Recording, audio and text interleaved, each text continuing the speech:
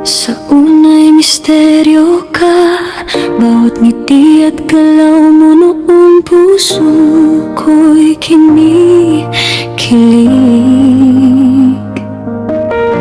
Lumipas ang mga araw, naging masaya tayo. Sa bawat tawag at lambing mo, akala ko'y totoo.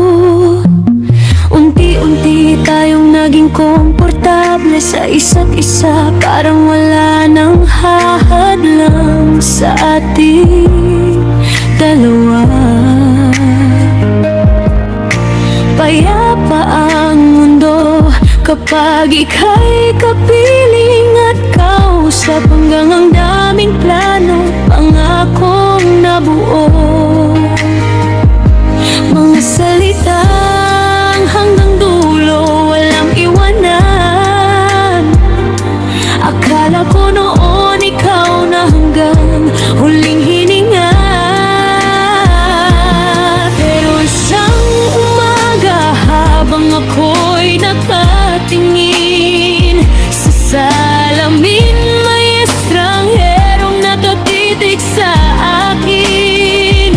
Hindi na ako ang dating masigla at matapang. Unti-unti pa lang ako'y nawawalan ng laban. Lumayo ako para mabuhay at buuin muli ang sarili, dahil sa pag-ibig na nakakasakal. Unti-unti akong nawala ng tinig. Minahal kita ng buong buo, pero bakit parang kulong ako? Bawat galaw ko may pagdududa, may panghuhusga at kontrol na sobra. Kaya piniling kong lumaya, kahit masakit, kahit mag-isa, dahil tao rin akong nasasaktan at ayokong tuluyang maubos.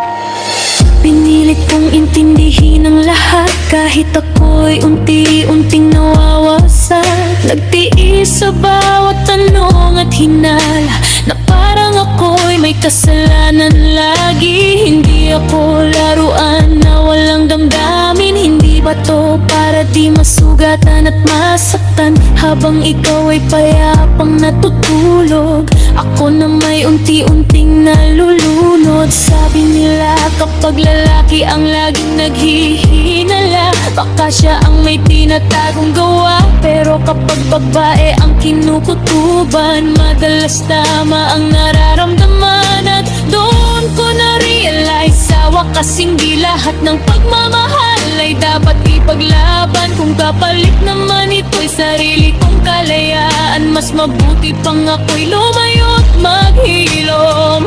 Pipiliin ko naman ngayon ng sarili at pusong napabayaan. Hindi mali ang magmahal, pero maling mawala ng sariling dahilan. Hindi ako ginawa para masakal sa piling ng maling pagmamahal. At kahit masakit ang paglayo, mas masakit ang manatiling wasak ako. Lumayo ako para mabuhay at tubuhin muli ang sarili. Hindi para kuha ka sa sakit, kundi para muling umiti. Dati ikaw ang mundo ko, ngayon sarili ko naman muna.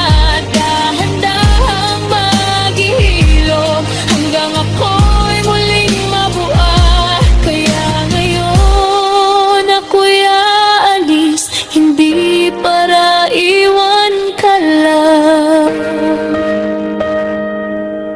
kundi para iligtas ang taong ako noon, at muling matagpuan ang sariling matagal nang nawala. Babangon ako kahit mag-isa.